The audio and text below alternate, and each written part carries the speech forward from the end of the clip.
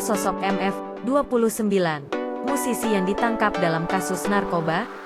Kini akhirnya terungkap jika dia ternyata adalah vokalis grup band indie beraliran jazz Sissy Tipsy, Muhammad Fauzan Lubis.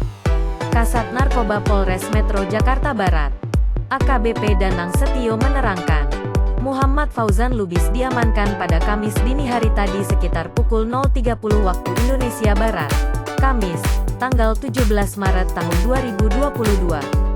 Muhammad Fauzan Lubis diamankan di sebuah parkiran kafe di kawasan Blok M, Jakarta Selatan, setelah manggung. MF29 diamankan di parkiran sebuah kafe di bilangan Blok M, Jakarta Selatan, ucap AKBP Danang Setio. Selain sebagai vokalis band Sissy Tipsy, Muhammad Fauzan Lubis juga merupakan peserta ajang pencarian bakat Indonesian Idol pada tahun 2014.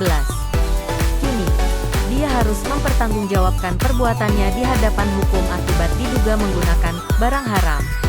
Di akunnya di media sosial Instagram @ohmijens, sejumlah komentar bermunculkan usai penangkapan.